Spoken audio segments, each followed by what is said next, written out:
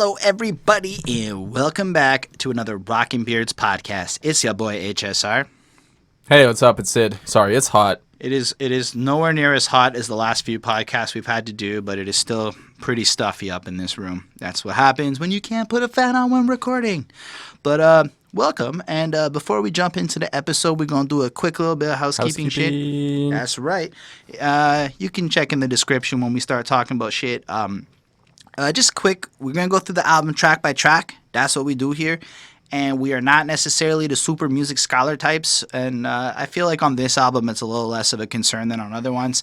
But just to let you know, we're just people appreciating the music or giving our impressions as we go and commenting on the songs. And we summarize it all at the end. And that's who we are and what we do. So now you know. I do want to give a quick shout out to Mozart and Mandel William, our patrons, and we'll talk about that at the end of the video. And I do want to do one of my favorite things to read our favorite comment from last week's video. I love this comment. On the opposite of the album we're doing tonight, Tool, Lateralis. This is from Drive Fair, and it's great because we got fucking comments. Like, it's been week after week after week with only a couple of people, and then this one got comments. It was fucking awesome. Great reviews. Thanks. I always love those comments. But that's not why I picked them, but I love those parts. Tool is not for those with short attention spans. That's why I picked it, because that is the most true thing I think I've actually read. And I don't think if I had listened to Lateralis as many times as I did, I would have appreciated it as much as I ended up.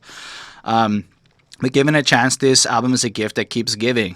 Yo, if you haven't heard that shit, the complexity, it's true. I've heard this album probably more than most, and to this day, I still hear something new. And considering a lot of these tracks are like 8 minutes, it's a good chance that you're not going to get all 8 minutes worth of explicitly picked details. I have to actually agree. I mean, I've been listening to Tool since I was, 13, 14, and still to this day, almost every time I put on this album from start to finish, I hear something new, which is fucking cool. I know. It's one of the most timeless and perfect records, except for maybe him squeezing out the cat, that I've ever heard in my life. It's part of it now. It is. So yeah, that's kind of it. Let's get into it. It is hot and stuffy, so let's try and get this quicker. It's the Bizkit. What album? It's the chocolate-covered starfish Chocolate and the hot dog-flavored water. Chocolate starfish and the hot dog flavor. It's not chocolate-covered starfish? No, it's just chocolate starfish. Sorry. And the it hot means dog flavor, anus. which makes sense.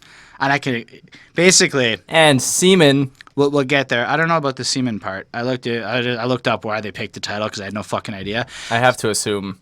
It's not. It's not. That part was debunked, apparently, because the band has gone on record and explained the title. Okay. So the chocolate starfish part is because Fred Durst felt that assholes looked like... Kiss my starfish! It looks a little bit like a starfish. So that's the starfish, the chocolate starfish. It's your anus. Now, the reason for that is Fred's actually kind of calling himself here the chocolate starfish because everyone is calling him an asshole. So he's owning that by kind of using his own unique way for calling himself an asshole and being a little creative with it. Whether or not think that's cool, it's 2000 when this happened. Gotta be a little forgiving. And the hot dog flavored water had to do actually 1 year after the first Fast and the Furious hit theaters. So yeah, hot dog flavored water was an inside joke within the band. Wes Borland saw bottles of Crystal Geyser flavored water at a truck stop and joked that they didn't have hot dog flavored water or meat flavored water. And that turned into the second part of the fucking album. It's just the worst story. You almost wish it was about dicks or something, but it's not. It's just some lame inside joke with the band. Anyway. I'm going to go ahead and just say that it's about dicks. I don't know. It seems like it's too clever. It's too much, like, you know, like... Yeah, chocolate starfish. That... Clever. That wasn't clever. I meant the hot dog part would have been... It would have been together too clever. It's more like random. It's more... Anyway, like, even the band Limp Bizkit, they were trying to pick a name that is the worst fucking name you can have so that you would hate the band on their name. And if you felt like that, fuck, you don't listen to their music. Sorry. There's one band with a worse name, and it is, ironically, the band that made them, Korn. Yeah. And I love Korn. Korn also picked the name for a very similar reason. Actually, to be fair, Tool is a pretty stupid name, too. And I feel like they picked the name for a very similar reason. Especially with the wrench dick. Yeah, the wrench dick. Yeah. Yeah.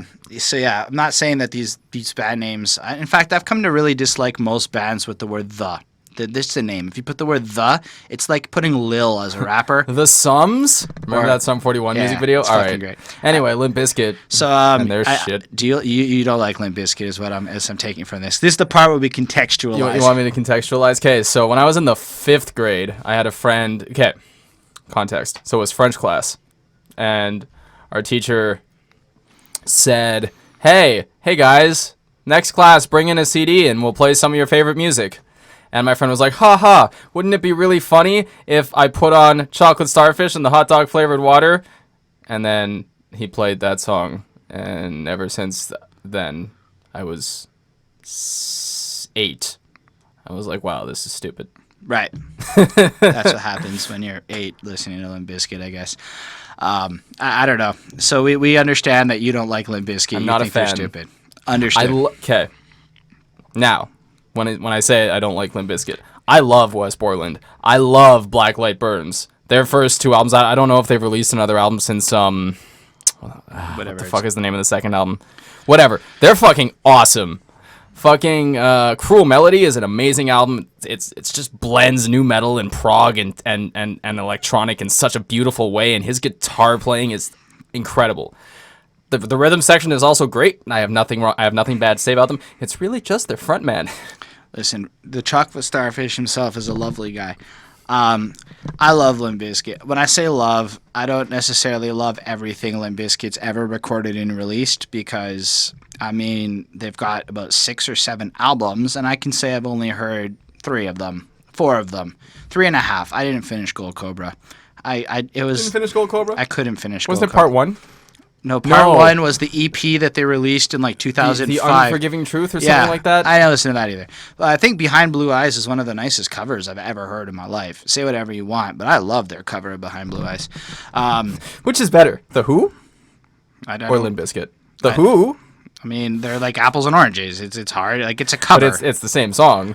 Yeah, It's just But there's like that little they also Xzibit at covered. the end. They also covered Faith. They also covered that cover. Straight I will Up. say that I prefer to the original. Straight Up by Paula Abdul, but didn't end up getting on the $3 bill, y'all. And frankly, the producer didn't want to put Faith on, but when they finally recorded it and shit, he like reneged and said, "Okay, it's actually pretty good." Faith is a good cover. It is. I also like Behind Blue Eyes. It was just it hit my playlist in like 2005 when it came out. It has never left my playlist. Limp Bizkit's cover of Behind Blue Eyes. Behind Blue Eyes is a great song. Anyway. Whether or not Limp Bizkit made it great. But as far as they go, I think that Limp Bizkit, what they represent as a band, is something that I've always sought after in music. In fact, like as a 12-year-old who is encountering shit like My Generation for the first time, like it's anthemic music for preteens. Generation. It's a fucking great song. Which is also just a little precursor. That's also a ripoff of the Who song, and they were trying to pay some homage there. Yeah, there's a few of those on this record that we'll talk about. Yeah. So in general, I love Fred Durst's rapping voice. I don't care if you don't. I think the way he whine raps is particularly awesome sounding. I don't know why it is, because in theory it should be shit, but I love how it comes out. There's that track where he's like next to Eminem going bar for bar and like before they beefed, and it's just Fred Durst sounds good next to Eminem, you know? Like when you hear him next, I don't know. I know a lot of people, I've seen so many comments that they like sound like trash next to rappers. I just think that most people hate the whine, not the rapping. It's the whine. It's the tone he uses that people don't like. His actual ability to rhyme on point and keep the flow going is fucking sick. And I appreciate that in Fred Durst. Plus, he's got the versatility. I mean, come on, what is it? They're the combination of like punk, metal, rap, all sorts of bullshit. By their own definition. I'm just saying. By their own definition. But like you can by feel the rest of the world's definition, they are the definition of nu metal. They fit that mold, which in is that mold. The combination of all those things. So yes, that makes basically everyone agrees. The thing is I'm just submitting because I want to get this over with. Yeah, but it's like I don't know. Okay, I'm just gonna say it. I, for the life of me, can't figure out why people hate this band. Like people hate Limp Bizkit. I have taken so much shit as an adult for like liking them. And I can't figure it out because most people I find when they sit there and listen to it end up with a "oh, it's not that bad" kind of attitude after. I feel like they're like a Lil Yachty. Like new metal is very comparable to mumble rap. People are mad at it because it's new and it made a fuck ton of money, and they're jealous that their shit isn't as successful as that is on the charts. I love new metal. I have an Incubus tattoo on my arm. I love new metal. People, and you know that people hate new metal, and I'm not wrong about that. People still do. People were a little sore when Ozfest 2001 looked like Crazy Town, Limp Bizkit. That sounds perfect. Crazy Town, really? We've talked about this off camera. I think Crazy Town has produced some fucking amazing bangers. Not they're consistently great, but they have great singles. For me, it's like Crazy Town, Limp Drowning, Bizkit, and Creed. Drowning by Crazy Town is song. the best Linkin Park song not written by Linkin Park. It's such a bad song. I love that song. God. That's fine. We don't have to agree on that. But in general, I don't get why people hate Limp Bizkit. I don't get why people hate them at all. Like, especially including members of the band. Especially in 2000. I can understand why people hate them after this album, because nothing they did after this album ever lived up to this album, in my opinion. And like none of the singles came out and were there. So I can kind of get how in 2018 you might not be the biggest fan of Limp Bizkit. But I don't get why in 2000 everyone was shitting on these guys the way that they were. I don't get how they got blamed for Woodstock 99. They got blamed for like causing the riots and shit. Like, I looked into it. I don't really get it. I don't get it. I'm just saying. I'm confused as to the hate. Really? They were blamed because in a little speech during their set, they said, we're not like Alanis Morissette. We're not going to tell you to calm down. We're going to tell you to be safe and have a good time. And if somebody falls, like, pick them back up. And, standard mosh pit shit, you'd hear it. Oh, yeah, but that's another thing. I mean, in the late 90s, metal bands were getting blamed for everything, right? Marilyn Manson was getting blamed for Columbine. Eminem was getting blamed for Columbine. for Columbine. I don't know if that's true. But no, it is true. But yeah, basically, I guess like I feel like Limp Bizkit became like the poster band of shit you were just supposed to hate because it was cool to hate them, and I think that that's part of what ended up happening to that band. Like, because I know people who have never listened to them and hate them, and that's not fair. That is not fair. I know more people who have never listened to them that hate them and think they're stupid than I do that have listened to them and hate them and think that they're stupid. I mean, look, I back my shit up. I have listened to Limp Bizkit. And as you said, I don't like Fred. I actually like the band. I like the band doing other things. Fair enough. So yeah, we've talked a little bit about the title. This is one of the fucking god-awfulest album covers I've ever seen. It's bad. It's a bunch of aliens lying on a bunch of hot dogs. Holding up an ass. Holding up literally an asshole. It's a starfish. It's an asshole. Yeah, and a starfish. I can't defend this cover except to say that I've never forgotten it. And it's iconic in a sense that you know exactly what album cover it is. And if the goal of your album cover is supposed to be that more than anything else, I can appreciate the brilliance of the memorability of the cover while thinking it is one of the fucking stupidest things I've ever looked at. It is timeless and that it is one of the worst album covers of all time. Yeah, but well done, guys. It ended up serving the perfect role of what you want your album cover to be. Something that clearly identifies your album this big at a distance. And I don't know. I respect the marketing side of this while hating the actual cover. Fred Durst, again. You didn't business say it yet to these genius. guys. Sorry. Fred Durst, business genius. It's like the fifth time tonight he said that. Picked up his market, understood his market, sold to his market. Knew exactly what he was doing. You know that he was the A&R vice president A&R of Interscope after Significant Other. So during this period, he's doing things like signing Stained and Puddle of Mud and shit. And again, terrible bands. I like them. That he understood. I like a couple of Stained songs. Puddle of Mud has She Hates Me. Stained I really enjoy. Puddle of Mud I can get where you're coming from. Puddle of Mud has She Hates Me. Yeah. And a really drunk singer. Come on, Blurry's a great song. By Puddle of Mud. Blurry. I like it. Blurry is the most by committee. But it's good. You put the 3 chords of Blurry. Oh my god. I'm sorry. This is about Limp Bizkit. Yeah, but it's related to Fred. Yeah. Anyway, yeah. You want to get into this? Let's start going through these tracks. Let's discuss the intro. Mm-hmm.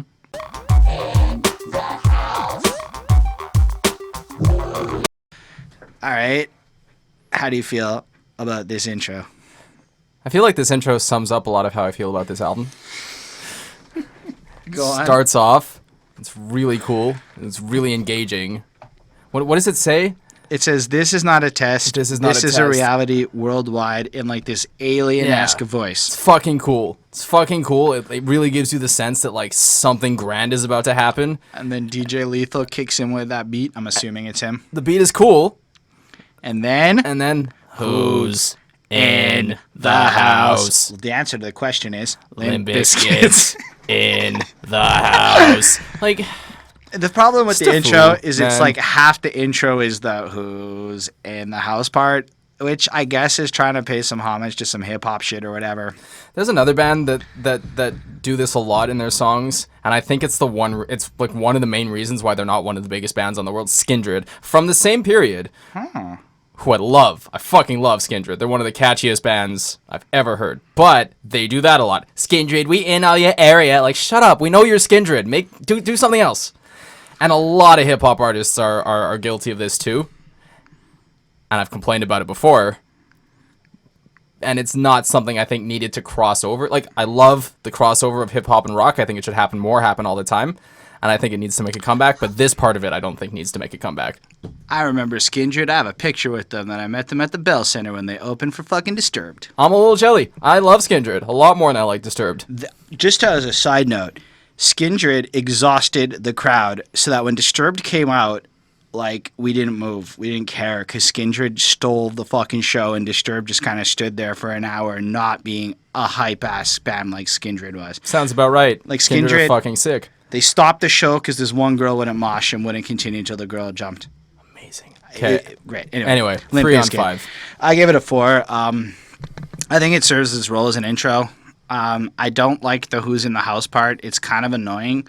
But at the same time, I think it really serves its role as an intro for being something different, for being something grand or whatever, at least what they're trying to go for. And it does leave you in a point where you're like, I kind of, like, at least the first time, I want to know what's coming next. You know, I want to hear it. I feel like it's a super skippable intro most other times, but it's got its little novelty value every now and again. So I gave it its 4, and that's enough about that. Y'all want to hear about Hot Dog.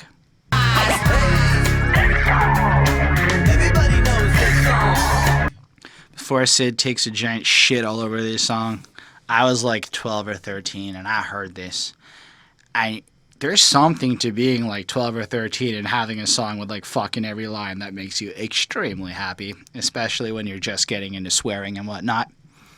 But I don't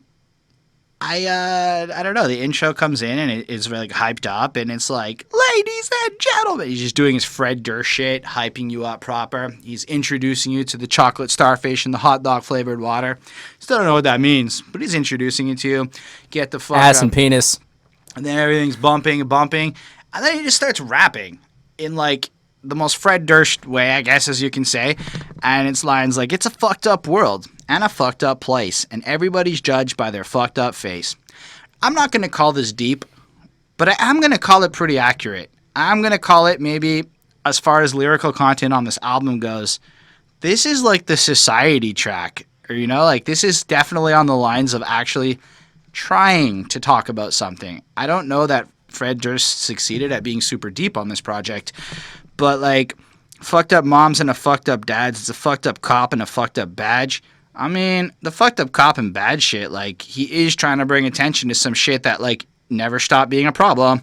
And when I started, like, thinking about what he was saying, I was surprised that, like, it's not as stupid as his chosen delivery of this song might initially come out to be. I'm not saying every lyric's good, like, but I do like the part where he's like, fucked up job with a fucked up day and a fucked up boss that's a fucked up day, fucked up press with the fucked up lies. And you're like, everything about that sounds like my life as an adult. My bosses, okay, my bosses are fine because they might watch this and whatnot. But like, the overall sense of this is like, I get it. Like, nothing he said there is inaccurate or bad, and the tone he uses really captures my frustration for a lot of these things. So I can't hate what he's doing here. And then, you know, my favorite line, and possibly, as I said to Syd a little earlier, one of my favorite lyrics of all time is, "Ain't it a shame that we can't say fuck, fuck's just a word and it's all fucked up." I know it sounds like whatever, but I've gotten into so much trouble for swearing as an adult in my life. Just people don't like crude language for some fucking reason. and in general. So especially in 2000 when people are that much more like censored and stuff, I love how he fought censorship in his own Fred Durst kind of way, teaching all of us kids to say fuck as much as we could and whatnot. I don't know. The song doesn't necessarily stay completely, mature. I do like a little bit, like a fucked up punk with a fucked up mouth. I think he's talking about himself here. A 9 Inch Nail, I'll get knocked the fuck out, because when he tried to get the approval of Trent Reznor, Trent said, no, you guys are fucking bad. So, he did that, and he got a little bit knocked the fuck out by Trent Reznor's ego. And then he goes into fucked up AIDS from fucked up sex, which I guess is an issue that's more prevalent in 2000 than in today, I guess. I don't know. It's a fucked up 80s thing.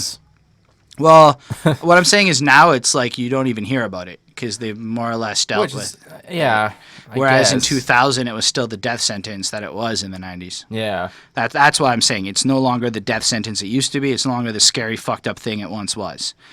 Still pretty bad. You don't want AIDS. I agree. I also think that the line, swinging on my knucks is a fucked up game, is a stupid lyric until I thought about like the context of why he said it. Everyone's on his nuts. And he feels like everyone's just coming at him all the time. And he's saying that that's a fucked up game. I can't, like, call this, like, fucking Immortal Technique poetry. But I can say that this was a lot better than I really thought it would be when I got into it line by line. And even when he goes, when I say fuck 2 more times, 46 fucks and it's fucked up, right? It's cool. I don't hate it.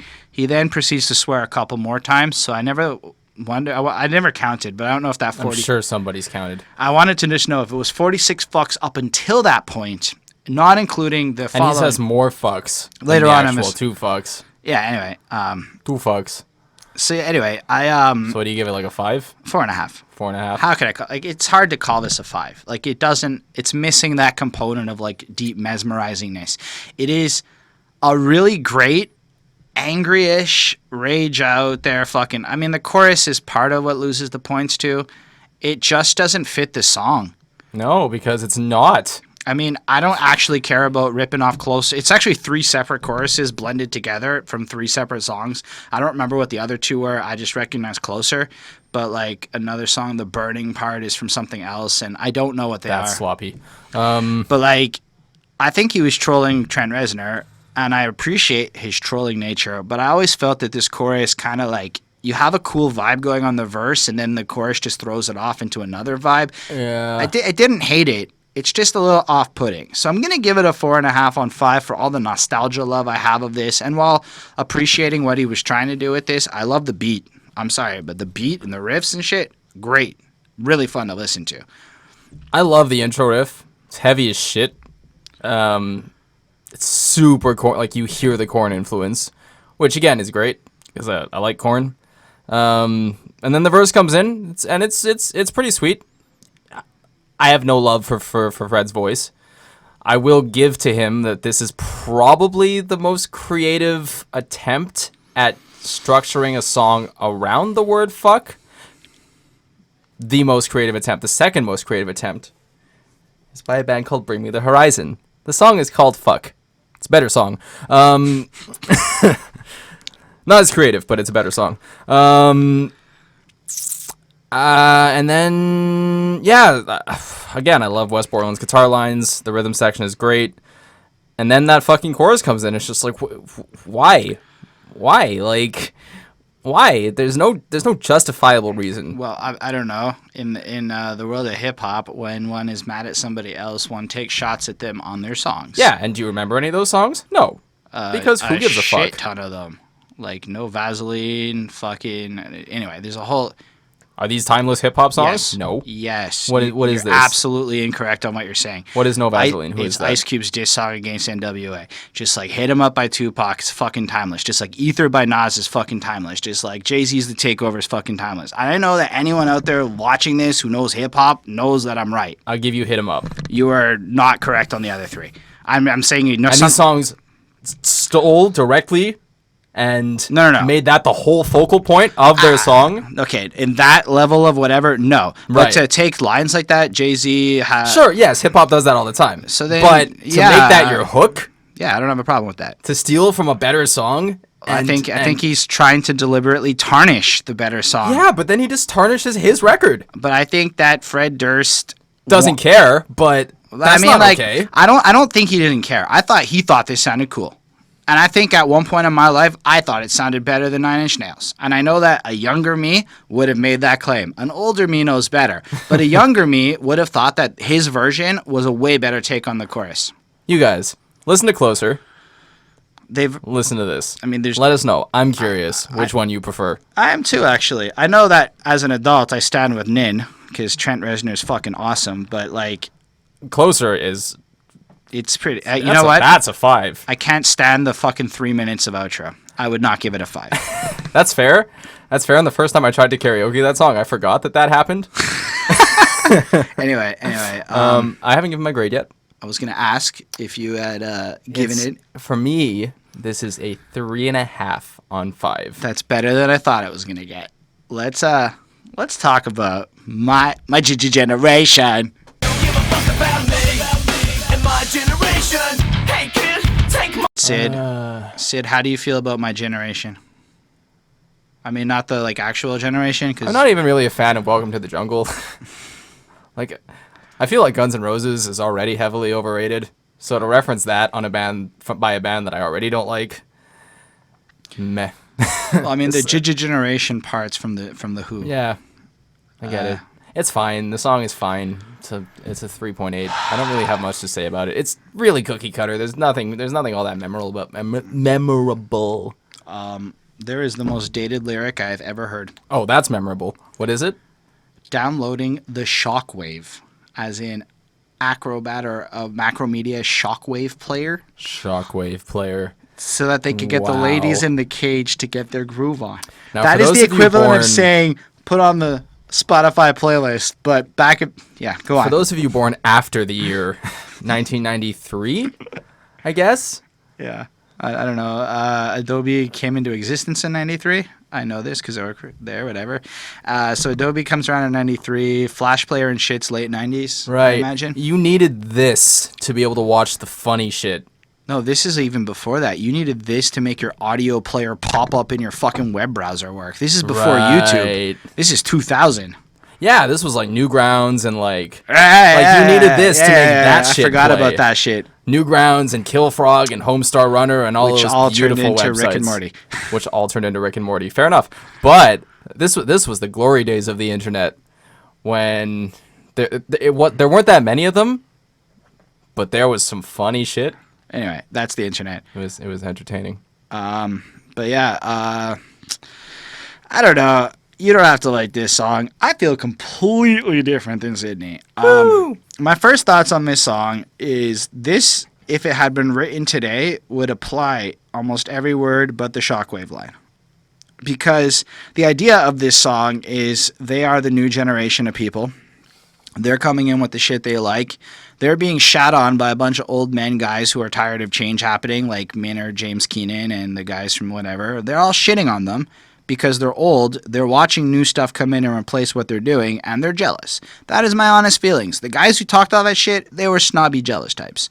And so Limp Bizkit's responding. But it's not just them. It's probably like all the old people. In the same way, all the old people these days are talking all the shit about the kids these days, and it's just the cyclical generational shit that's happening. Yeah, I mean, you don't shit on new music just because it's new and it sounds different, right? Like, and you think about it too. And I was talking about this off camera. Like, it's funny that specifically bands like Slayer were dissing this because Slayer jumped on this bandwagon when they saw that that's where the money was. The guitarist of Slayer, Kerry King, who is very much responsible for a lot of Slayer's sound, jumped the fuck on this bandwagon and released God Hates Us All, which is one of the most new metal things to come out of this time period. So for a band like that to shit on this is ironic to me, and it's a little funny. Yeah. But yeah, do continue. The drums are fucking insane on this song. They just get me pumping every fucking time. The music side of this song, flawless. Like, I have zero problems with that. Lyrically, Fred doesn't fuck up. That chorus is well delivered. Like, the verses are actually kind of an apt way of describing, like, change in the generations. Like, do you know where you are? Welcome to the jungle, punk. And, you're gonna die! Well, Sorry, I think that was Guns N' Roses. No, this is like a little bit more like I kind of took that like, hey, we're just the new generation and the new wave of music, the way that they came in with their wave of music, and I thought that was a connection. You're fucking up your town. We downloaded the Shockwave. It never gets old to me. You know, for all the ladies in the kid to get your groove on, and maybe I am the one over. Get your groove on. But I really like this, and maybe I'm the one who flew over the cuckoo's next. But guess who's next? Who? You know, Generation X, Generation Strange. Sun don't even shine through my window pane. And that last part there is interesting because he's kind of commenting on how this new generation is considered strange, weird, and are denied opportunities. As a person on the upper end of millennials, I can say that our generation got slapped even harder than theirs did. And it's kind of an interesting lyric to me just because of how relatable I found it all this time later. Song goes on from there. I love the captain's drunk, your world is Titanic, floating on the funk, so get your groove on. Like it's just got this great feel to it. And then at the end, who gets the blame? Who gets the blame? Well, you get the blame and I do. And I think he's commenting on how at the end of the day, the blame just kind of gets passed down for all of the other shit. So it's surprisingly deep, actually, more so than I thought. It kind of contradicts it. But trust me, the album loses its depth. But like here, we are fucking strong on the actual messaging and stuff. I love this song, man. I love it. I love the part where he thinks he can fly, like he can accomplish it all. Like he will overcome these obstacles. He will sell, no bullshit, more records in the first week of you since 1991 when the Nielsen charts have been counting it. Fred Durst here has managed to sell more records than any other rock band in the first week of music since the album came out since 1991. Well done, America. I'm just saying, he flew. He did it. I'm giving this a 5. I really love this song. I don't care if it's nostalgia. Every time I hear this, I get happy and I want to bump out and fucking enjoy it. Anyway, let's lose some enthusiasm here with Full Nelson. Knock straight the fuck out! So, look. I can't listen to it without laughing. Like, here's where I think we're going to come into the fundamental flaw of this album, if I were to call one. The intro is fucking nice. It comes in proper. I'm feeling it, even the verse. I don't hate what he's doing. Understanding the context of what's happening to Fred at the time. Seeing what he's... Poor little successful rock boy is getting... I know. He's getting shat on by, like, literally the world. That's kind of enough to go, why is everybody always picking on me? Why is everybody always picking on me? Anyway, does anybody really know a thing about me? It's true. People didn't probably. I think we should just say, regardless of what you believe in, regardless of what type of music you listen to, regardless of who you are, the only person who is ever allowed to say, you got knocked the fuck out, is Ice Cube and his father in Next Friday. Yeah, I think Ice-T is also allowed because he's fucking gangster. Only Ice Cube. Anyway, yes, the chorus is trash. I will give it to you. I'm feeling this song. I like the verses. Does anybody know a thing? Then he goes, one of these days we'll be in the same place at the very same time. And when it takes place, you want to talk shit, then step your ass off and say it right to my face. But you can tell something bad's coming by that last line because he starts going into like angry, screamy voice, and then that hook comes in. You'll get knocked the fuck, and you're just like, no, Fred, you're not. No, Fred, you're not intimidating sounding here. No, Fred. It's the equivalent of like, I'll see you at 3:00. A little bit. That's what it is. That's exactly what this is. Look, and then like he goes back into the verse, and I'm feeling it again. I ain't believing all the shit that you're talking about me. It's all good, whatever. And then he does the same little whatever. I don't care if they whine. I like so many bands that are full of whining that I can't hate on that. I want to write a lot of music where I whine. I can't hate on people for doing that. That's a good venue for your whining. It shouldn't be in your regular life. It should probably be in your art. And then there's the so where you at, where you been, all that stuff sounds really cool. But that chorus, it just never sounds good. No. But so I'm giving this a 4. Again, Wes fucking Borland with the melody. Just the saving grace of this band, for me, really is Wes Borland. Like, such a creative dude. Holy shit. You hear it all the way through these songs. He is just giving it his all in terms of layering the songs, in terms of texture, in terms of the pedals he's using, the effects he's going for, just the right amount of chorus, just the right amount of reverb.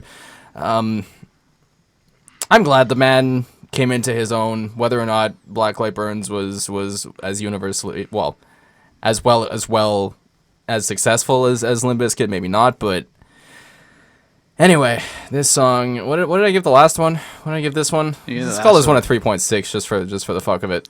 That's fair. Yeah, I guess next up we have what is apparently the biggest song off this album, My Way.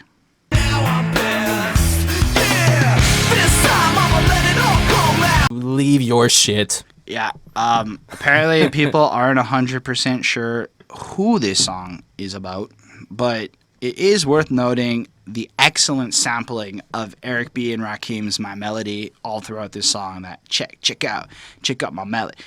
It makes the song. It takes the song from whatever it was, and it just the sampling, the good use of, and like as you were saying, like Wes and all of his work on the guitar work, everything packaged together.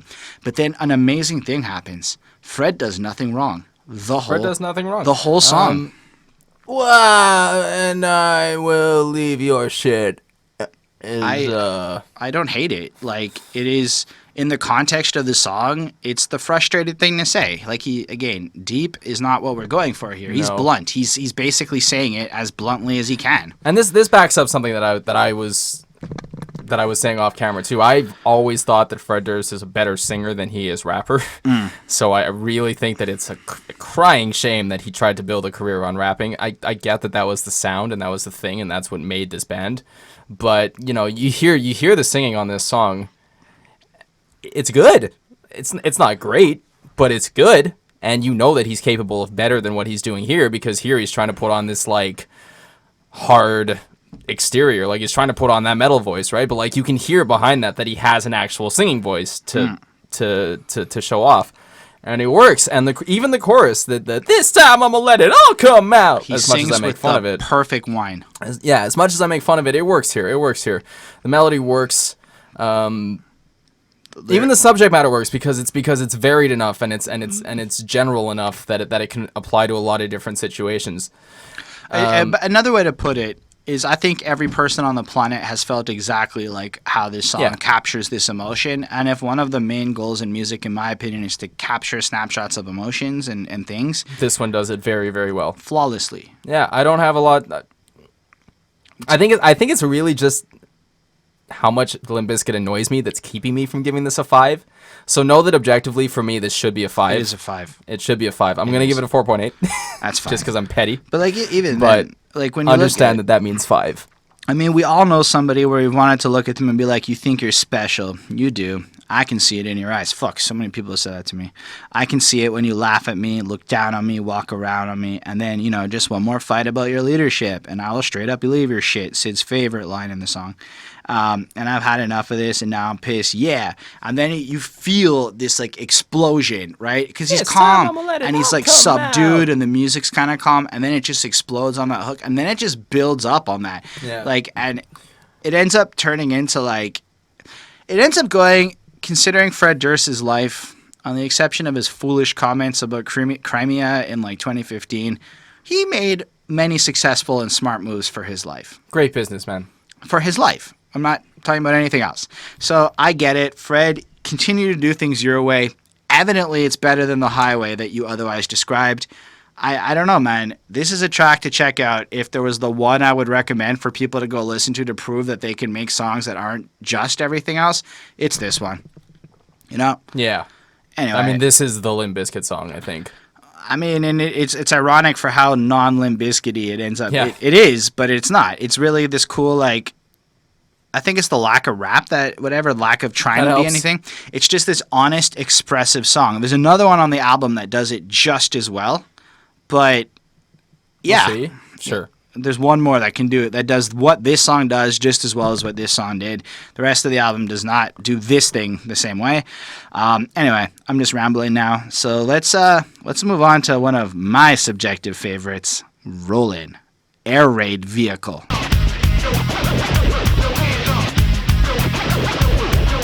Keep on rolling, baby. Oh, yeah. So I guess you're not a fan of this one? I used to make fun of this song so much. It's so good, though. Oh, my God. So the riff good. is fine.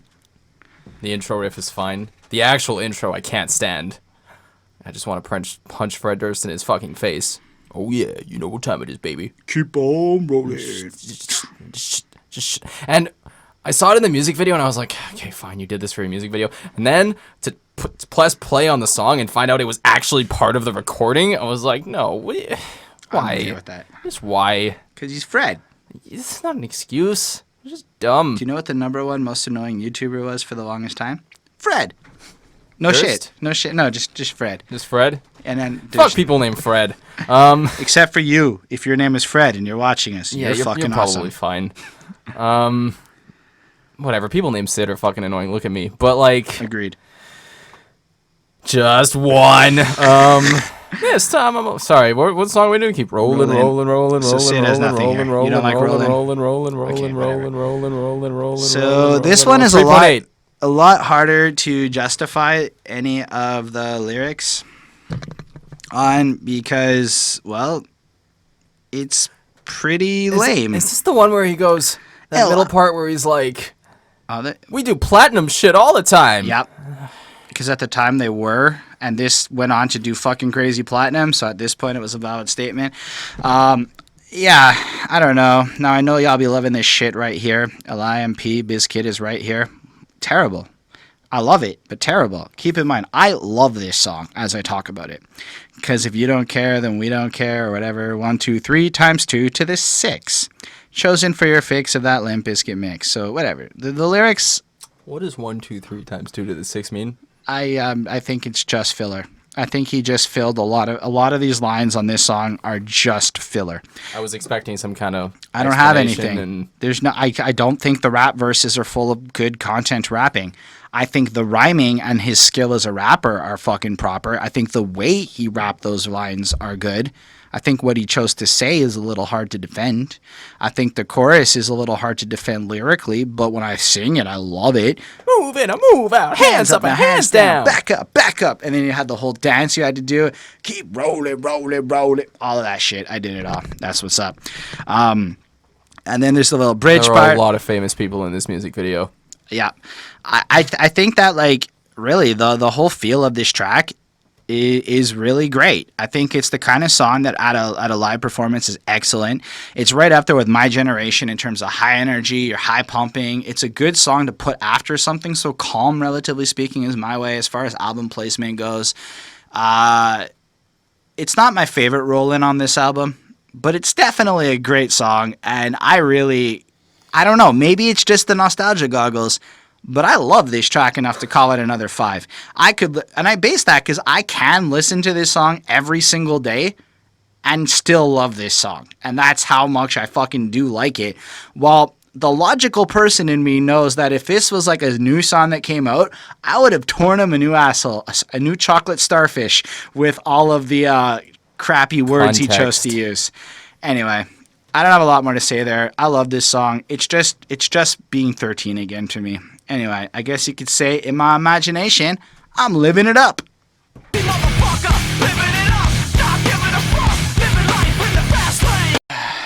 So, aside from the awesomely dated lyrics like I'm going to keep my pants sagging, a skateboard and something for the tagging, keep a skateboard and a spray can for the tagging, and I'm going to keep a lot of girls in my bandwagon, you know. I don't even smoke, but I love the way it smells. Yeah. Oh my God. There are some really corny lines, but this is another one where the song comes in and you can get past the Ben Stiller shit. He put him in Zoolander. Cool. Give him a shout out. That's fine. It's only fair. And then it kicks in and drama makes the world go around. Does anybody have a problem with that? You know, it kicks in and he's back into that like cool rapping flow. His lyrics are just kind of pointing out that he's a bit of a redneck asshole who's going to do what he wants because in the chorus we find out, and it's one of those choruses, he's living life in the fast lane. And then now, again, Life in the Fast Lane by the Eagles. Great fucking song. Oh, is this another one? Yeah, well, that's the sample. Life in the Fast Lane. I didn't even catch that. Listen to that riff if you haven't heard it. That riff is fucking timeless. This riff is good. But the rest of the song, meh. Yeah, it is. It's a 3.7. I haven't given a 3.7 yet. Let's do that. I'm just going random on your numbers now to make sure shit's all fucking proper. I don't know. I give it a 4 because I love the verses and I think the beat's even pretty good. The hook makes me not want to hear the song. And that's not the first time I've said that on this review, unfortunately, because I don't know. I don't know that they're always the best with the choruses. Do you guys like Limp Bizkit's choruses? Do you guys enjoy this transitionary thing? I mean, I don't know. I also want to know, if you're watching this, do you watching it because you love Limp Bizkit or because you hate Limp Bizkit? Normally people come here because they love the album, but this might be like the time people come here because they hate the album. No, I think this is one of those bands that like retroactively people have started to accept more. Okay. Like I think that's something that particularly happened with like this band and like Korn. Korn is probably a little different because they're still releasing records. That's fair. But I mean, something like Linkin Park's first 2 records for sure. Yeah. That definitely happened too. Someone like Static X maybe people would have hated back in the day. Static X. I love Static X, but back in the day Rest people in peace, hated Wayne. on Static X. I was actually listening to Wisconsin Death Trip the other day, and that album is beautiful. I love that album. But it's not this one. It's not this one. What's Anyway, next? Let's talk about how Fred Durst is the one.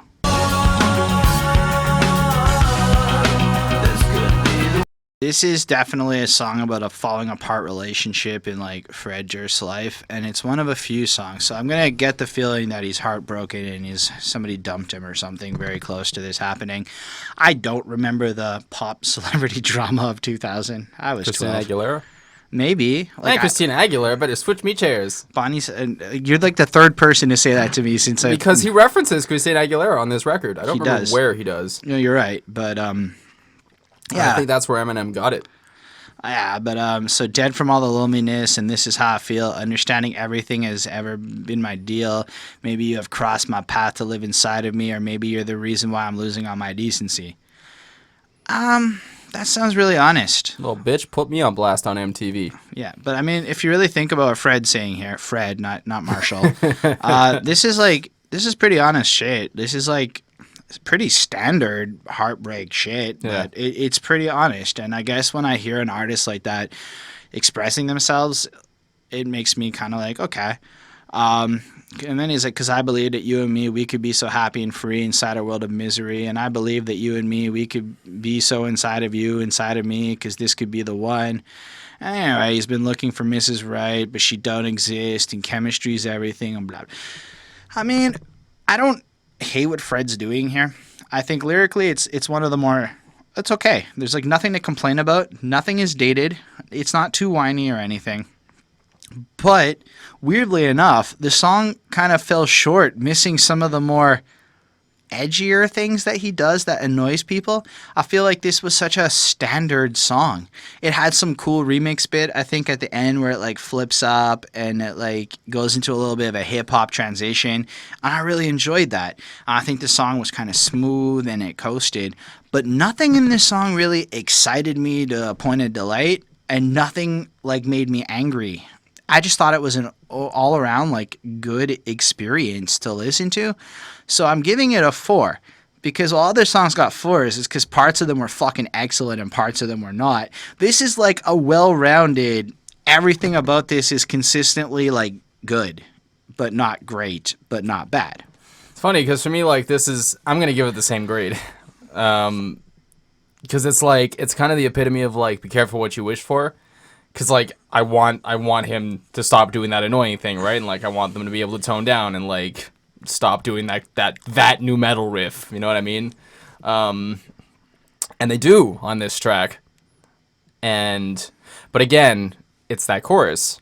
It's just not a hook. This could be the one. It kind of sounds like the verse. Yeah, and it just highlights that they really don't know how to write hooks. Like, it's definitely no he said, she said bullshit. it's all about the he said, she said bullshit. That's a hook. That's a hook. Actually, Significant Other had a lot of great hooks. But, yeah. Having said that, again, the guitar line is great. Well done, Wes. And, you know, the drums, he's clearly very, very influenced by hip-hop all the way through this thing. Like, Which is amazing. He's got those snare rolls, plays the hi-hat beautifully, like he knows what he's doing. But yeah, it's not an exceptional song. There's nothing that really stands out. It does its thing, and then that's it. It's a 4. All right, now let's talk about Get Your Groove On. Too long. I got breakneck delivery, no time for chivalry, extraordinary ability. So I was on my little Spotify adventure. Now, I got to Get Your Groove On. And I don't know what the fuck that beat is. I mean, this is the DJ Premier. DJ Premier was a fucking editor on all but 2 songs. Like, he was in the engineering. Like, the DJ Premier was an engineer on this album for all but 2 songs. Blew my fucking mind. So was Scott Weiland. Weiland, the Stone Temple Pilots guy? Squayland? I don't know how to call him Squayland? Scott Weiland? Scott Weiland. That's what I said. I didn't say Squayland. But yeah, he was also a producer in terms of the engineering of most of this album. Interesting. Really? Yeah, the credits, man. I was so fucking. That's weird. He will show up on a later song for us to talk about, but yeah. So what happened on this one is the original version. That beat is fire. I think it was one of DJ Lethal's sickest beats I've ever heard from the dude. But there was a sample issue that nearly got them fucking sued and all sorts of shit. And during that period of time where Wes had left Limp Bizkit and was publicly beefing with Fred, and they were talking shit as to each other how they could, as you do. As you do. Wes pointed out that this was his least favorite song. He's like, yeah, the one with Xzibit. Xzibit's here.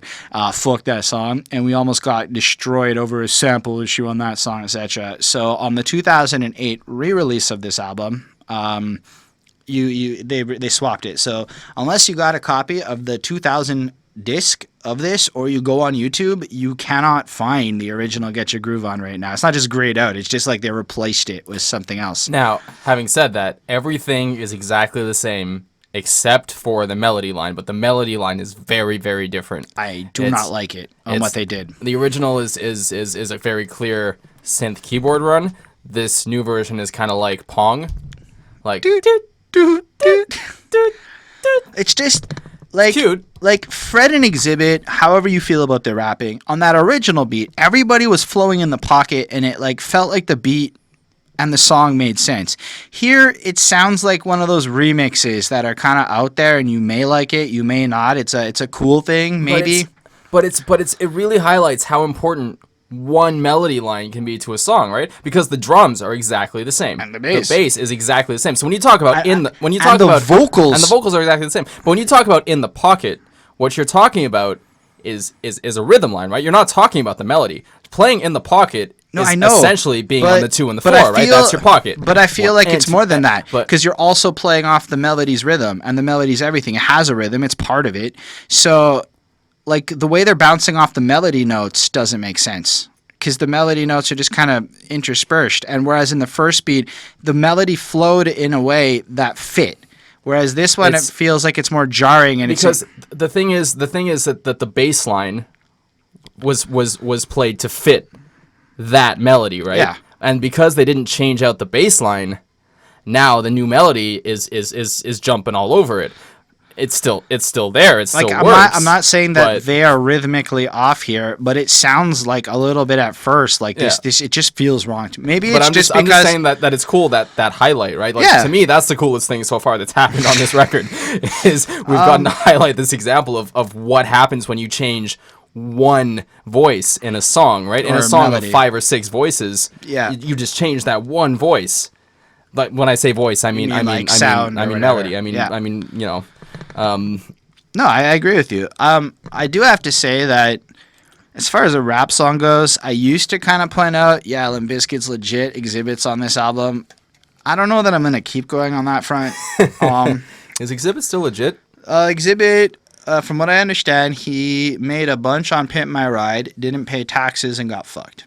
So the moral of the story is if you're a famous rapper, pay your taxes, because a lot of them ended up getting fucked. The IRS has destroyed many rap careers, as far as I can tell. Also, Wesley Snipes. Yeah, remember Blade? What a great movie. Honestly, I think the best example of that, it would be JCVD or Steven Seagal. Remember when they were cool and then when they were not? Anyway. I remember them being not. No, back in like the 80s and shit. Yeah. I when wasn't Steven born yet. Seagal was punching fucking what is it on Family Guy? He's punching fucking Everyone. Anyway, Seals. He's just yeah, that's punching it. seals. Yeah. That's what I was thinking of. I don't know, man. So this kind of has Fred following along on the "I'm cool, don't fuck with me, I'll take you out." Like, y'all don't want to fuck with me today because a little something didn't go your way. So try not to be like today, because I'm a real motherfucker from round away. Okay, over the old beat, it really sounded great. Over the new beat, it's like, yeah. Don't forget that he's a real motherfucker from around the way. Anyway, And don't forget to not be fooled by the rocks that he's got. because he's still Freddy from the block. Hey. So don't you treat me like a toy kid. So do you enjoy this? Every single second I'm alive of a man. It's got these laser beam mic chest communication through the Genelect. That's actually I've never heard the word Genelect before now that I think about it. Fred Durst just taught me a word. High tech, keep you on the run now. Don't want to be that guy every single... Anyway. I mean, I can't... Again, it comes down to it. The flow, the way they rap it, the actual sound of that to me is amazing. Thinking about the bars, Xzibit doesn't actually do a lot better. I got breakneck delivery, no time for chivalry, extraordinary ability, shit longevity. I mean, As long as he's shitting on women. No, but like he says like shit longevity, like shit is his little like placement word or whatever, but it kind of sounds like he has bad longevity when you read it out incorrectly.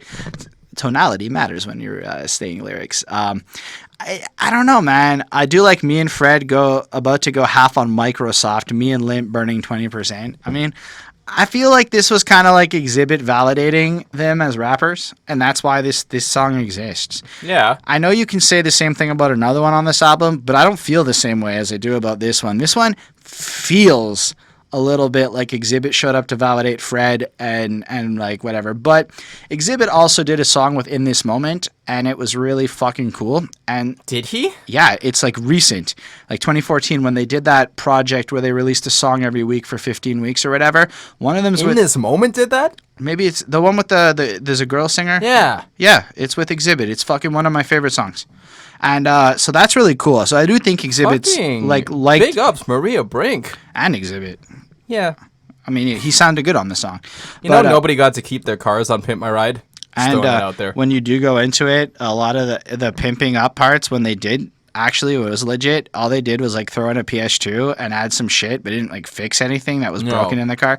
So they got a broken car with a PS2 in it. No, but the car got repossessed. Like, they didn't get to keep those cars. Oh, there were a couple of stories of people who had their cars after and were commenting on like the fact that I got it back and they didn't fix anything. They made hydraulics and added a PS2 because at the time it was PS2s. Too Fast, Too Furious. Great song. I think that's the name of the Ludacris song. Is it? I think he was in that movie. I think that's that. Anyway, Those are bad movies. I'm not going to comment on that. Somebody disagree with me. I'm just out of that conversation. I'll let you take on the internet there. I have to answer the comments. I didn't say it. Just remember that when you're commenting. Prove me wrong. Those are not good movies. Anyway, They may have gotten better over time. there is one lyric that Fred said that got me researching that said, "Kudos to you. You gotta hate that a demo from an 8-track brought me to a place where platinum comes in 8 stacks."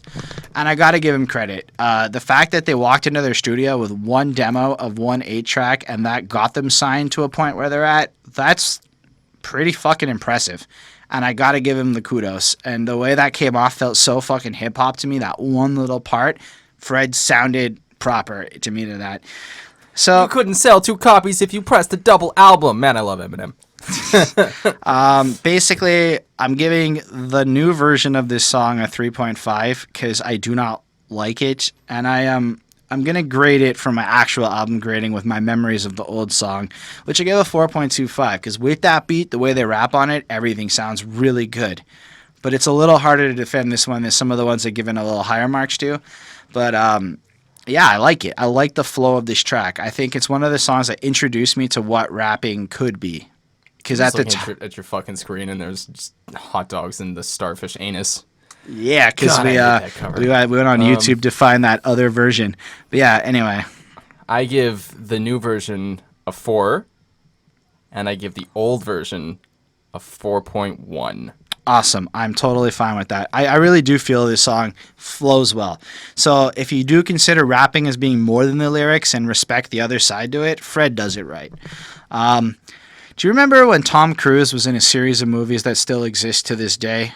And then in the second one, they got Fred Durst and crew to do the song, and it was an iconic sound. Well, let's talk about Take a Look Around. Pointed at your grill like a gun. Limp Bizkit is rocking the set. It's like Russian roulette when you play.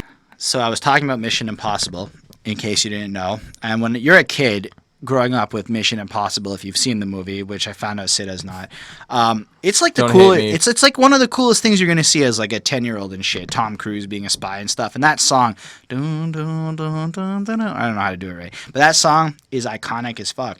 So when I first got my hands on this project, and this is actually the lead single because it was on the soundtrack and then got put on the album, and I hadn't heard it until For I got which Mission Impossible? 2.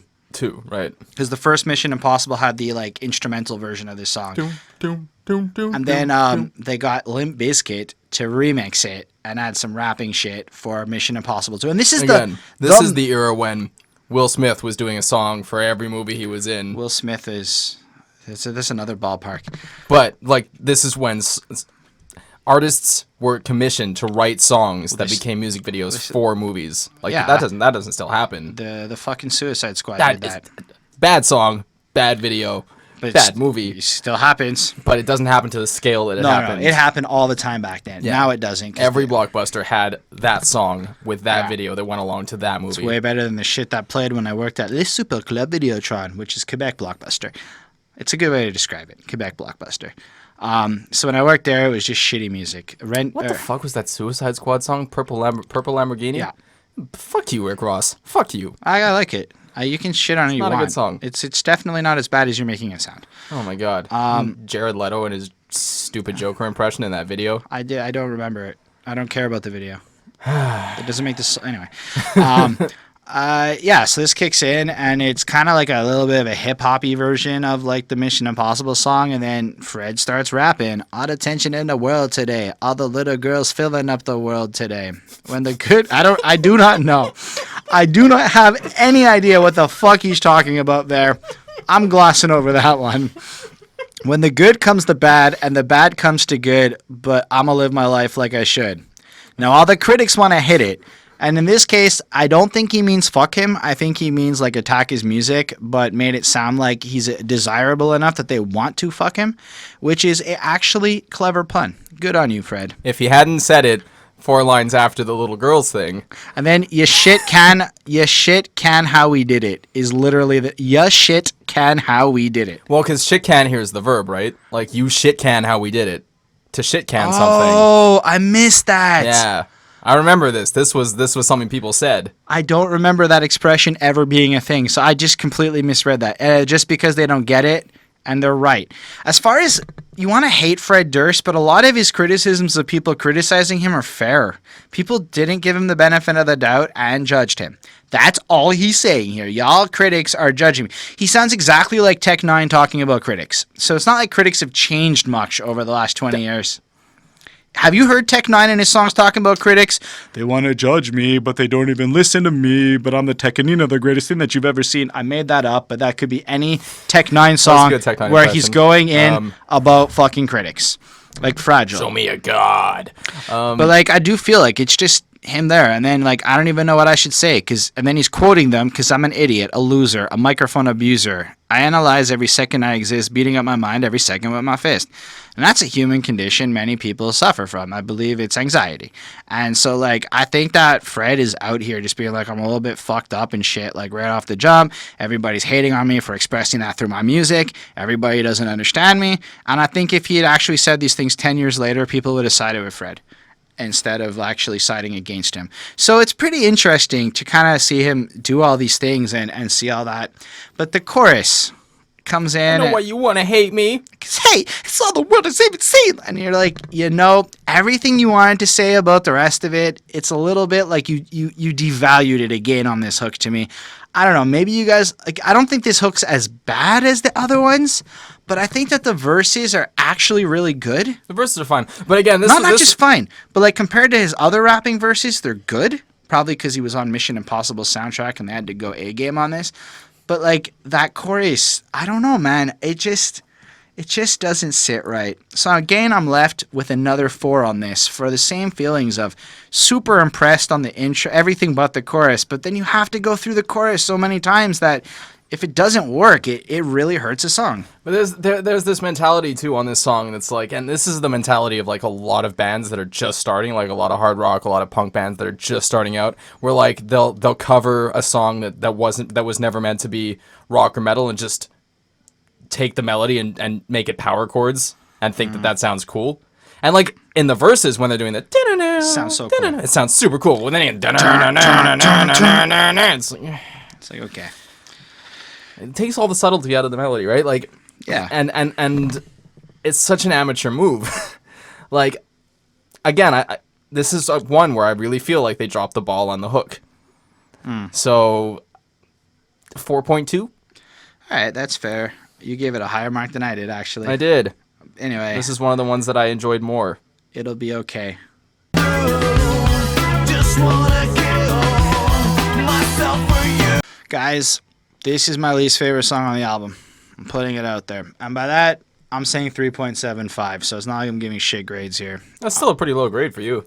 Yeah, it is for me. But, like, there's a couple of reasons. Musically, I don't think there's a song that misses on the music front. I mean, there's a couple of choruses that misses on the music front, but not, like, the song. So, like, all the guys are doing their thing.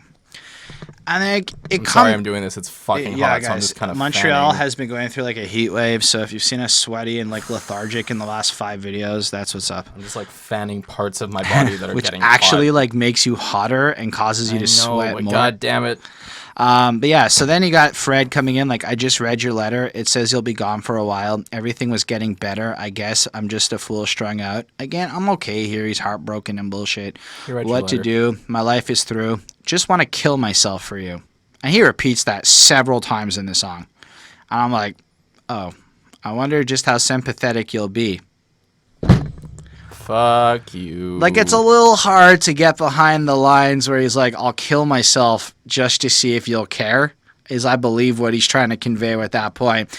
And look, on the emo side of things, I'm certain a ton of bands have said a whole bunch of shit like that. But it just feels really out of place. Hold on. Black my eyes. But just keep in mind, this is the same guy who's going to fuck you up for talking shit, you know, on Full Nelson just a few tracks before. Like, it's just, I don't know. I don't mind the part where you're whiny and heartbroken. Like, I actually don't mind the other whiny and heartbroken songs on this album. But really that I just want to kill yourself for you, like, I don't like that line. Suicide if you ever try to let go. Yeah. I don't know what you're singing there. Anyway, X6. Tentacion, rest in peace. Rest. In peace. Yeah, the way I look at that guy, just as a quick tangent, I don't care how much of a person he was in life, whatever you think, how he went out was lame, and nobody should wish that kind of death on people. No. As a result, But I think he's a kid who was turning his life around and would have, if he survived, turned into a great public figure. And I think he had that life trajectory out in front of him. And if John Lennon gets a pass, considering the asshole he was in his youth, then you have to not be so harsh on Triple X Temptation. And that's my answer to everyone. If you let the Beatles play, knowing John Lennon's a double-time wife beater on the first 2 wives, then how can anyone say shit about anything anyone else that's does? fair. John Lennon beat women. And Remember that. And Remember that. And I think it's just that if we can give him a pass, look, in the 60s, it wasn't okay to beat women. It's that nobody called you on it if you We did. talked about it. But So it again, was remember still that. scumbaggy as far as everyone who was decent was concerned back then. So just food for thought. That's my Triple X Temptation rant. Back to Limp Bizkit. Fred, I don't know. So this is the song where I noticed Scott Weiland was on the producer credits. So he's definitely involved on this one. Which is weird to me. Is that weird to you guys? No, it's weird that Scott Weiland and DJ Premier are on these records as credits. Like, the drastic number of different elements of people that came together to turn this project into the clusterfuck confusion it is. Yeah. But Yeah, I get your point. I felt the same way. I mean, I get that he was probably strung out on heroin and was just like, yeah, I'm gonna do that. I think that, like, he probably really thought it was a good sound. He was strung out on a lot of shit. I know he was, but I'm saying that didn't necessarily mean that he didn't care about the project or whatever. He probably did. Yeah, he was probably pretty fucked up on heroin. It was like, yeah, this is a good idea. Whatever. I think it was a good idea to have him there. So Bob yeah. Dylan's a cool singer. anyway, but I'm looking out a window into a world that's taken you from me, and I'm feeling so disgusted. How pathetic can I possibly be? What to do?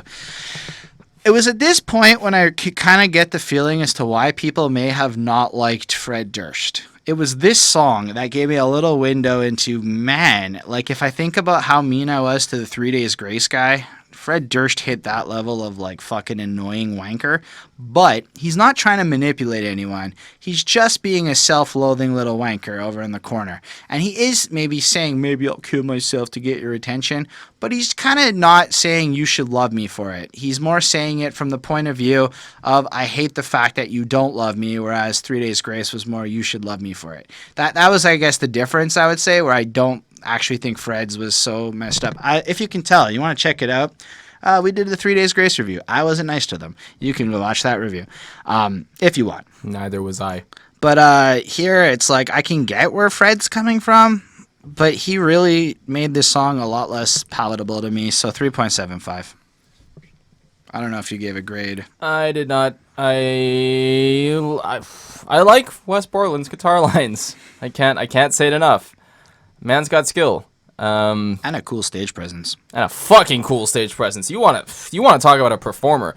God damn, that guy dresses up in a different getup every single show, and it is always visually just the contacts and the makeup and the guitar that he uses, and it's everything. He used that man body is a paint showman before it was cool. Yeah, that man is a showman to the max. He is so cool, and he's such an amazing musician.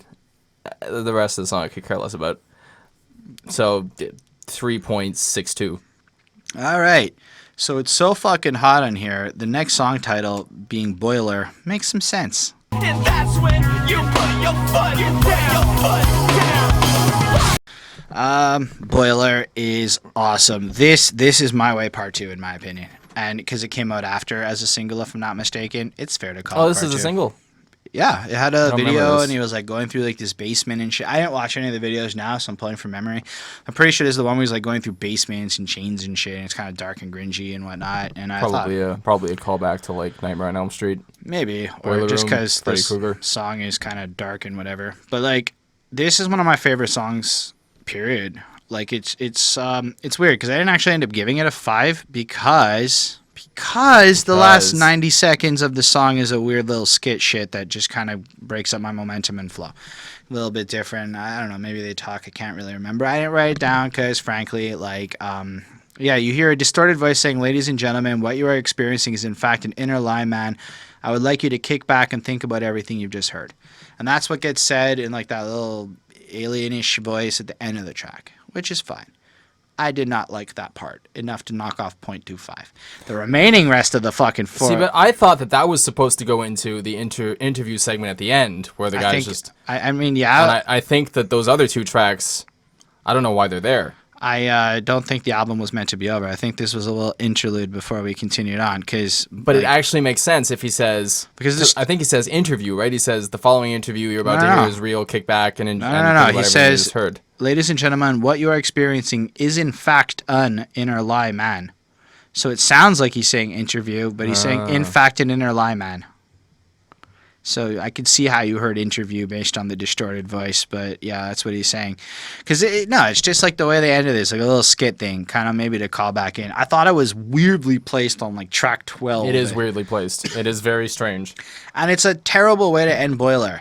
Because this song is 5.5 minutes of fucking impressive. And I say impressive because when you can take a verse and say the exact same words in sequence, but say them so differently that you almost don't realize that he's saying the exact same words, that is excellent. And that is what Fred does here fucking perfectly. Like, looks like I'm gonna do everything myself. Maybe I could use some help. But hell, you want something done right, you gotta do it yourself. I run a YouTube channel. I understand that sentiment a little bit more than you might think. Not to talk any shit about any of the people involved in here, but sometimes if you want something done right, you just gotta like do it, because even the idea of explaining it and then having somebody deliver bad products and then have to explain why it's bad and stuff, it can get complicated. So I get where Fred Durst is coming from. And maybe life is up and down, but my life's been what till now? That's actually kind of deep, you know? Yeah. And I get that, because life's a little bit of a struggle. You know, I crawled up your butt from hell. he does lose a little points there because it's a little strange. And that's how things got turned around. It used to be a lie. I used to feel pathetic, and now I get it. What's done is done. You have to leave it alone and don't regret it. That is the wisest fucking shit, man. Like, bad things are going to happen to you. You need to learn how to put things in the past, understand things, don't hate yourself, and move on. Fred Durst is being a self-help book here. Says the guy who one song prior said, I know. I'm going to kill myself because I want to make you sad. But no, just to see if you'd be sad. Sorry, my bad. But then sometimes some things turn into dumb things, and that's when you put your foot down. And then it goes into that chorus, which, again, on paper, whiny, screaming chorus, it shouldn't work, but it really does. And I think a lot of it has to do with the rhythm. Why'd you have to go and meet somebody like you? Like you. Why'd you have to go and hurt somebody like me? You know, and then, it's fucking nice. I can't even... I feel like this is the only... Or one of the only tracks where, like, I feel the real emotion. Not the, like, fronting, trying to be this angry metal poster boy. Like, I feel real emotion in Fred's delivery on this track. And coupled with the instrumentals that have been pretty good all the way through, let's be honest, they're just on point here as well. So it's a 4.5. It's not quite a 5 for me. Okay. Because it doesn't quite reach the heights that My Way does. It's so close, though. And it's close. It's close. But But like My Way would be the other song where everything you said about his emotional expression is completely valid. I think that his delivery on this song I prefer. I'll give it to you. My Way. My Generation also has some honest emotion. I think he was genuinely pissed off at the world and his he was trying to rep his generation there. I'm giving you this one in My Way.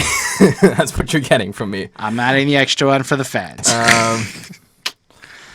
But yeah, no, I genuinely like this song, and I think it is a good song. All right. 4.5. Let's talk about the one featuring Scott Weiland. Featuring, not just producing on. Hold on. So random. I'm growing weak. You bring me So, on the chorus, Scott joins Fred, and they sing together as they sing this Hold On chorus stuff. And I wasn't expecting how much I was going to like this song, right? Because this is not a Limp Bizkit song, all things considered. It's like this regular rock song, like regular sounding. And I would say this is the third of like the kind of like breakup songs. Like you keep your distance. I can't deny you. I got the feeling. Can't satisfy you. I got your pictures on the wall. Got the picture lock on. You keep your wishes. I'll keep my feelings. Is another one that kept me breathing. Same kind of deal. He's obsessed with the person and he doesn't have them. Like thematically, it's literally no different than the other songs that kind of did the exact same thing. But that chorus is a chorus. It's a chorus. Well done, you did it. It's soft. It's calm. Hold on, I find another way to let you go away. Hold on, I find another way to bleed my soul away. It's fine lyrically. I don't like to look at the lyrics as much sometimes on this album because I don't want to be mean to them. But the sound of this song, it's so serene, it's so peaceful.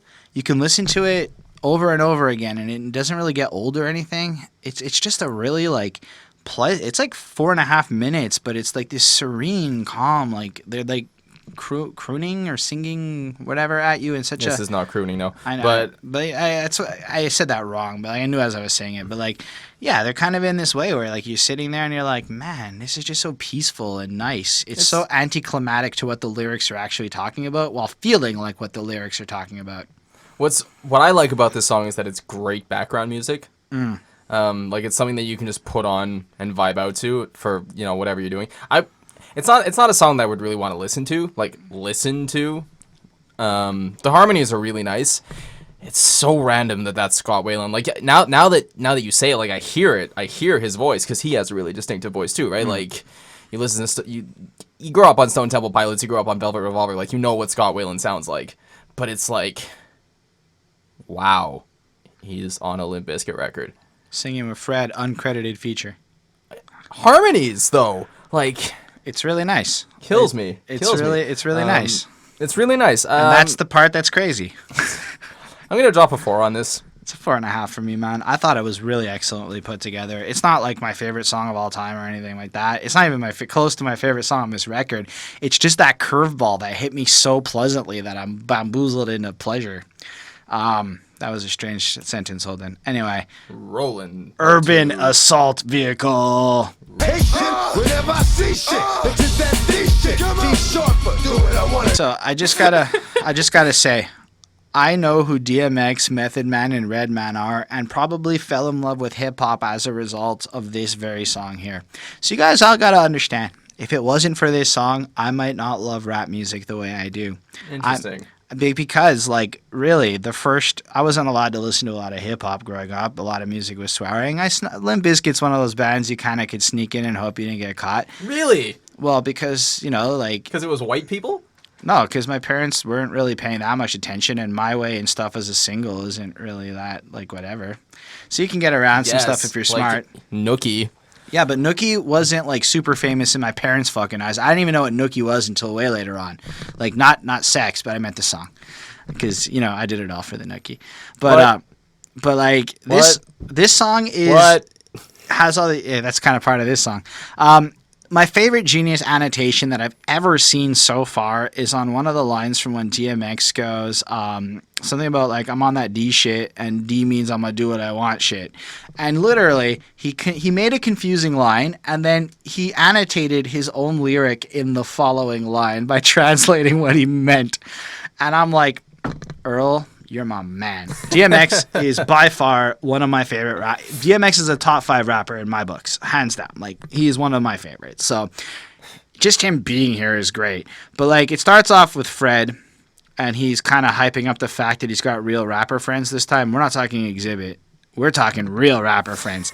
It is undeniable. Now he's got Redman. Now it's serious. Actually, yeah, because Redman, like, we're talking about, like... I know. But if I like talking about it, he went from getting Xzibit to, like, GOAT level guys to come on there and be, like, high powered. Like, this is a song that, like, it's hard to say that, like, Fred Durst is completely, like, disconnected from hip hop and shit. And granted, I'm getting ahead of myself. Swiss Beats made this fucking beat, which is incredible because Swiss Beats is by far one of the coolest beat makers. Now, it is worth mentioning that it is the same riff as the actual song. Yeah, but, like, the remix to the beat and shit. Like, it's a new beat. But the way that he put the leads on, the way that Swizz Beatz does, creates an entirely new hook. Great. It's super early 2000s. Everything about this track screams that time period. That's Swizz Beatz' height of his career. I know. Fucking I best. remember again. So good. I remember. But yeah, then Fred comes in with, like, alternate verse 1 where he starts off a little bit slower and then he, like, flips the shit up. See, I ain't giving a fuck. Quit pressing your luck.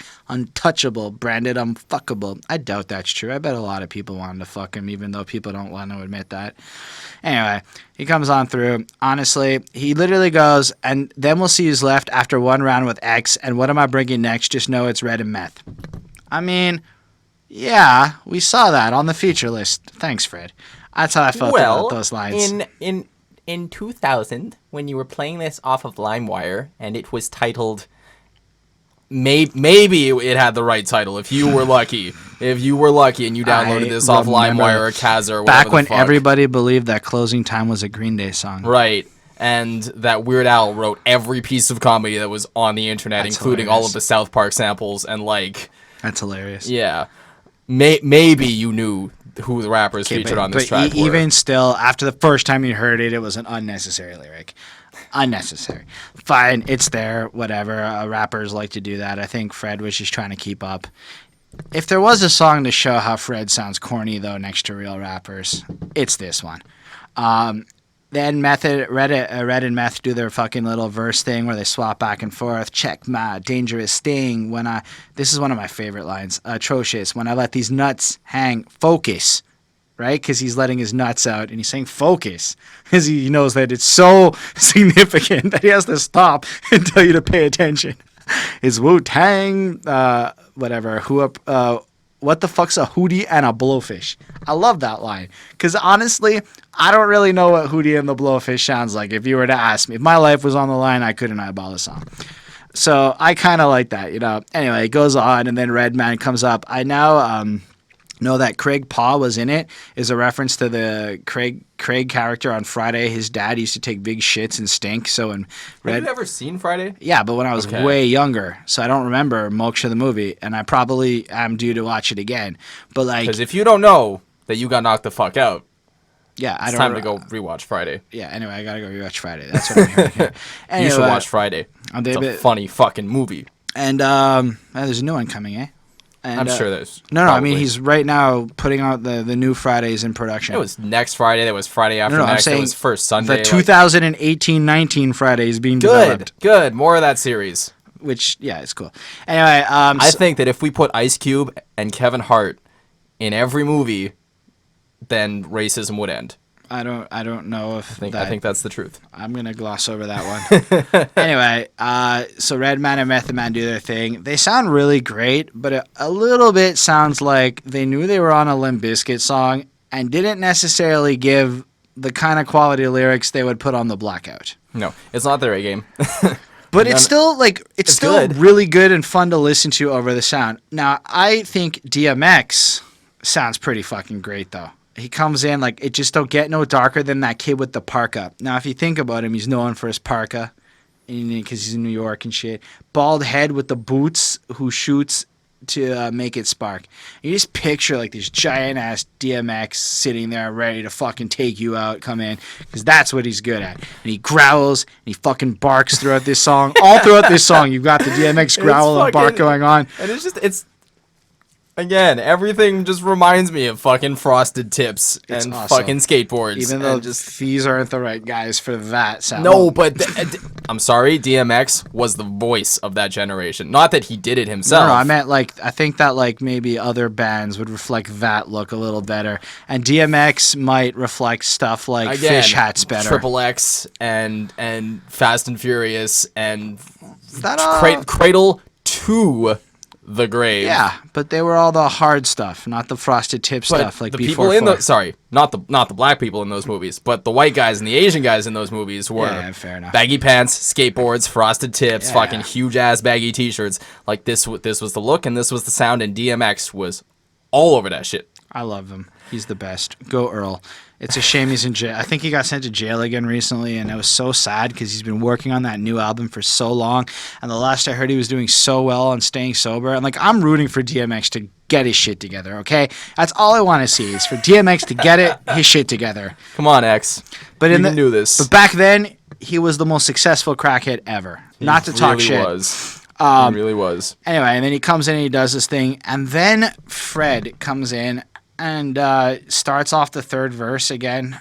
The second verse of the real Rollin, he starts it off here and then flips into that let's get retarded, and you're like, man, that wouldn't have flown today. That song would have been clipped and not allowed to get out today. But Black Eyed Peas hadn't gotten in trouble yet for that song they did. So that's right, they did get in a lot of trouble for that. So basically I'm giving this a 5. I don't actually know if it's worthy of being a 5, but this song is such a crucial part of my musical history of getting me into better shit. It's such a gateway drug for me into hip hop that I love it. And when I do hear it, there are some corny parts of it, but I don't think anything here is bad, except maybe the get retarded line repeated a bunch. But in the midst of this 6-minute otherwise beached ass rap remix of a rock song, I'm in it. I'm feeling it. I mean, I don't remember what I gave the last Rollin, but just he's got Woo here, so that +2. So it's a 7. No, plus 0.2. Fair enough. There you go. One more, guys. One more. I don't know if it's really a song, but it is the outro. Permission to terminate. All right, so for this outro, we go back to the intro with the weird voice, and it's I like the my notes were, I like the self-awareness this outro has. Anyway, it's very long, and it's very skippable, because after you hear it the first, time, unless you're really down for listening to this, there's not a lot to go back for. No, and it's cute, it's funny. But yeah, so this is HDFW, bass to Chocolate Starfish, that's Fred, reading over Chocolate Starfish, reading over. And keep in mind, this is in the same stoic fucking alien voice. Your mission, universal communication. Was your mission completed? Affirmative. Permission to terminate. Permission granted. Bring it on. And then you're like, wait, that's only about a minute. What the fuck's coming next? And then we cut into a studio session. So a certain celebrity was in the studio, just kind of giving a rant, and Fred wanted to record it. And then Fred wanted to be roasted by this particular person. This particular person was shouted out early on their album when he goes, "This is dedicated to you, Ben Stiller." And then lo and behold, the whole next 3 minutes is Ben Stiller making fun of Limp Bizkit, kind of... But, like, not even making fun of them. Just, like, saying Limp Bizkit a lot and, like, DJ Lethal a lot and then just laughing. No. I, like, read through it all in detail. The laughing after, like, 2 minutes is annoying. But he kind of, like, makes fun of the idea that they're a good band. He's like, so do you like Limp Bizkit? And he's like, yeah. He kind of, like, takes on the role of, like, what people said about Limp Bizkit at the time. Stuff like, oh yeah, so it's like a really good message, like, so yeah, you can skin your ass with like a chainsaw. And Fred's like, whatever, because Fred's like responding here. And it's like, what do you know? He's like, no, I'm serious, man. To skin an ass with a chainsaw is like a really that's a song, right? Like it's so funny. He's like, he goes on at like this just rant, like it's really self-aware to put that on your album, because it's kind of like acknowledging what everyone else is actually saying about you, doing what you want to do anyway, because your way does beat the highway if you're Fred Durst, and basically, acknowledging it in a clever way by having Ben Stiller laugh at you. Who, again, megastar of the early 2000s. Oh my gosh. Like, do you know that Fred Durst had a 2-second cameo in Zoolander? And that's how, anyway, they were actually like buddies and shit. It's crazy. That's cute to know. But yeah, well, it kind of explains how this came to be. Yeah. But like, yeah, so then Ben Stiller laughs for like a couple of minutes, and it's awful sounding. That's fine. And then it's just a bunch of voicemails. And then it ends. And you were like, wow, that really was 9 minutes of whatever that was. Like, literally nothing. I give it a 4. You give it a 4. Look at you. I love the point of it. Now, when you're going to make a skit or an outro or something, it needs to have a point. You want to tell me about, like, a wasted fucking opportunity? It's like, I don't know, when Dr. Dre's fucking a girl on the Chronic in that, like, skit where it's just nothing other than to say that Dr. Dre is a big dick and he's fucking a girl. That's all that skit was. And the girls want him. It was like 2 minutes of fucking nonsense. My life was literally wasted listening to that Dr. Dre skit on the Chronic. I like the album. Oh, man. That skit was trash. But on this, there's always a point to it. It's Fred, again, reaffirming what he's trying to do. Spread his message, communicate with people, express himself. And then showing how people react to that by bringing in Ben Stiller to roast him. Like, there's a degree of fucking brilliance there that I wish more people were that self-aware. Like, if you are going to be in the world's hatest band and be the world's biggest asshole, at least prove that you know it. And he did. He's aware of it. And I appreciate that about him. And I like how he used this outro to really reaffirm the fact that he knows what's really happening in life. And I don't know how many people caught that, but I like the move. I thought it was well done. So 4 on 5. I mean, it didn't need to be 9 minutes. And I'm never going to listen to it again. Because like, there's nothing there. It's in that like era of hidden tracks and shit like that. It's like... And I'm not gonna go show this. Like, it's not funny enough for me to be like, man, you need to listen to this. Like, no. But like, if you are on your first listen and you go through that, it's kind of funny. It's cute. And like, if you're a big Ben Stiller fan, I didn't realize it was Ben Stiller. So I didn't know until today, actually. So if you are a big Ben Stiller fan, this might be something to add to your collection. But yeah, there's a lot of better. To outro an album, like. But fine. That's what it is. It's an outro to an album. I mean, like, knowing that, like, you don't have to listen to it in the future. You can just skip it. I'm going to go ahead and give it the same grade I gave the intro. It's a 3. All right. That's cool. So that's this album. For this album, I think it's a 4.3-ish. I have my exact number at the top of my file. It's a 4.38. I think that there are some really excellent songs on here. If you're into the new metal sound and you're into what he's doing, there's a couple of really excellent songs. Like I love My Generation. I think Hold On's an excellent display. My Way and Boiler are fantastic. I love Hot Dog. I don't care what anyone says. But then there's just a couple of wanker whiny songs where you really got to be in a mood for it, or you have to really like it, because a lot of Fred's rapping is just kind of about the same stuff.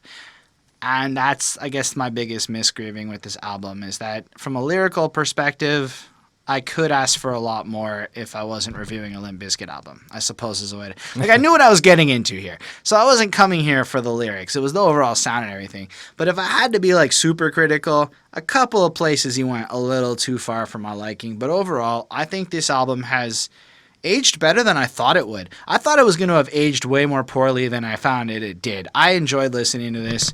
I would still listen to this in 10 years. I mean, it's music, right? So to talk about aging, like, this has the new metal sound. It does sound very much like that time period. At the same time, that's not my complaint, because there are lots of other bands from that time period that were doing the same thing that I love and that I will still listen to till the day I die. I think the biggest problem with this record is that the hooks generally fall flat on their fucking faces. I completely agree. I don't even know why I didn't say that. And that hurts a lot of these songs. Songs that, you know, started off promisingly enough and then just... there's some good moments. I don't hate the entire thing. I really do like My Way. I like Boiler. There's other parts, again, West Borland fucking kills it. But at the end of the day, this isn't really an album or a band that I'm gonna come back to unless I have to. Right. So I'm gonna 3.7. That's fair. So thank y'all for watching. We really appreciate it. If you feel free to let us know in the comments how you felt about this, if you like Limp Bizkit, all that good stuff. Special thanks to Lindell Williams and Mozart. Y'all are awesome. We do have a Patreon. If you want to support us, you can join the request raffle where you can submit shit and you get a higher chance of us doing it. You get early access and stuff. It's hot, so you can check it out in the comment. We're trying to get through this quick now. Fucking sweating my body weight away. If you don't want to do that, you can subscribe, like, and comment and all that cheesy sellout shit I feel obliged to say. And ultimately, yeah, thank you. I love to hear what you have to say. I really do care about your comments, and we'll catch you next week with something else. Bye-bye.